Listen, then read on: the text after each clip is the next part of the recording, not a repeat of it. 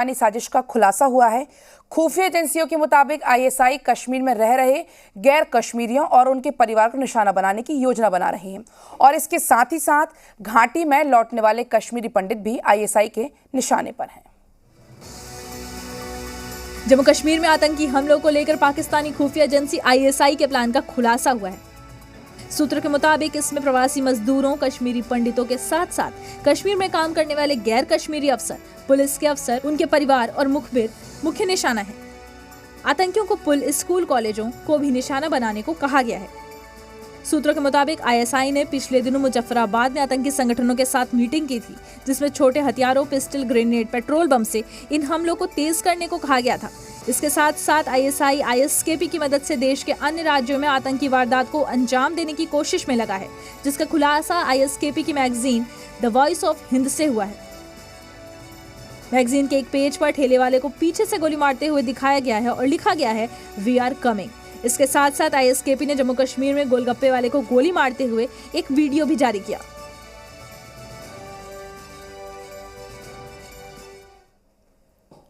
तो जम्मू कश्मीर में प्रवासियों पर बढ़ते आतंकी हमले को लेकर केंद्रीय गृह मंत्री ने सीआरपीएफ, एनआईए और पुलिस के अधिकारियों के साथ बैठक की। आतंकियों के खिलाफ चल रहे ऑपरेशन ऑल आउट को और भी तेज किया जा सकता है। जम्मू कश्मीर में प्रवासियों पर बढ़ते आतंकी हमलों के खिलाफ ऑपरेशन ऑल आउट तेज किया जा सकता है। सूत्रों के मुताबिक 23 अक्टूबर को गृह मंत्री अमित शाह के जम्मू कश्मीर दौरे में आतंकियों के खिलाफ निर्णायक रणनीति पर फैसला हो सकता है। अमित शाह सेना, पुलिस, सीआरपीएफ के साथ बैठक करेंगे। सुरक्षा जायजा लेने सेना प्रमुख जनरल नरवणे भी जम्मू पहुंचे हैं। सीआरपीएफ, एनआईए के डीजी कुलदीप सिंह जम्मू कश्मीर भेजे गए हैं। आईबी, रॉ, सेना, सीएपीएफ के बड़े अफसर भी कश्मीर में मौजूद हैं। पिछले 10 दिनों में सुरक्षा बलों ने अलग अलग आतंकी मुठभेड़ों में 13 से ज्यादा आतंकियों को मार गिराया है, जिसके चलते आतंकियों में बौखलाहट है। कश्मीर में अभी भी 11 जगहों पर सुरक्षा बलों का आतंकियों के खिलाफ ऑपरेशन चल रहा है। इन सभी जगहों पर इंटरनेट सेवा को बंद कर दिया गया है। तो वहीं खुफिया रिपोर्ट की माने तो पीओके में आतंक के 3 नए ट्रेनिंग कैंप खोले गए हैं, जिससे अब टेरर कैंप की संख्या बढ़कर 20 हो गई है, जिसे लेकर सुरक्षा बलों के साथ खुफिया विभाग भी अलर्ट है। घाटी में 11 गैर कश्मीरियों की हत्या कर दी गई, जिसमें बिहार के भी 4 लोगों का नाम शामिल है। इस कत्लेआम के बाद बिहार में पीड़ित परिवारों के घरों में कोहराम मचा है।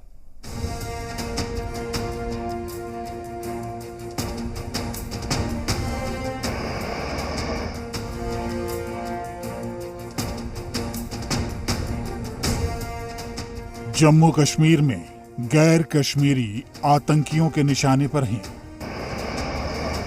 अक्टूबर महीने में 11 लोगों की जान ले ली गई। घाटी खून से लाल हो गई।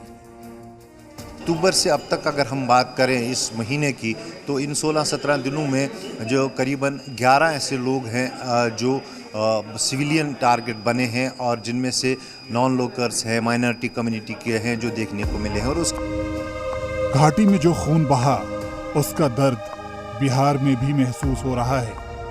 17 अक्टूबर को कुलगाम में 2 बिहारियों की हत्या हो गई। दोनों राजा ऋषिदेव और योगेंद्र ऋषिदेव अररिया के रहने वाले थे। ये खबर जैसे ही उनके घर पहुंची, घर में कोहराम मच गया। राजा तो 4 महीने पहले ही कमाने के लिए घाटी गया था। जम्बू कासुरा मार दिलकै है, कमा के खिलावे वाला कोई नहीं छे। हमर दामाद के कर लहा से यान के दे आ बाल बच्चा का खर्चा बर्चा देला। कश्मीर में आतंकवादियों की कायराना हरकत का शिकार बने बिहार के 3 मजदूर, जिनमें एक मजदूर बौसी थाना क्षेत्र के बौसी पंचायत के रहने वाले हैं, अररिया जिले के, जिनके घर में मातम पसरा हुआ है आतंकवादियों की कायराना हरकत से। इनके घर में घर का एक चिराग बुझ गया। चिराग बुझने के बाद यहाँ जो परिजन हैं, उनके परिजन बिल्कुल बेसुध है। वहीं 16 अक्टूबर को मारे गए बांका के रहने वाले अरविंद शाह का अंतिम संस्कार हुआ। लोग बताते हैं कि अरविंद शाह के साथ गांव के करीब 300 लोग घाटी में रहते हैं, रोजी रोटी कमाने के लिए गए हैं।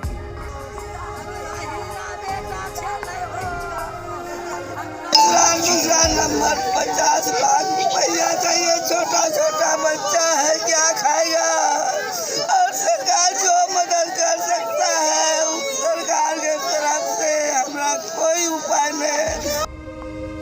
और 5 अक्टूबर को भागलपुर के रहने वाले वीरेंद्र पासवान की हत्या आतंकियों ने कर दी। गोलगप्पे की दुकान चलाकर वीरेंद्र पिछले 2.5 सालों से अपने परिवार का भरण पोषण कर रहा था।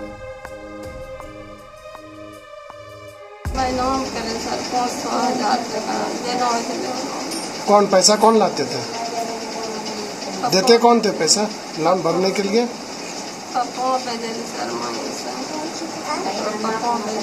भरण पोषण करने के लिए और कोई है? नहीं सर, कोई नहीं सर।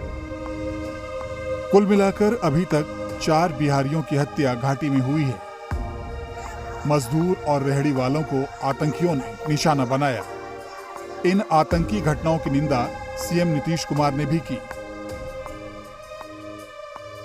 अब वो काम करता है और कोई उस पर अटैक कर रहा है, उसकी हत्या कर रहा है, तो एकदम बिल्कुल कॉन्शियस रहना पड़ेगा और देखना पड़ेगा। ये हम लोगों को इस बात की उम्मीद है और यही हम लोगों की अपेक्षा है।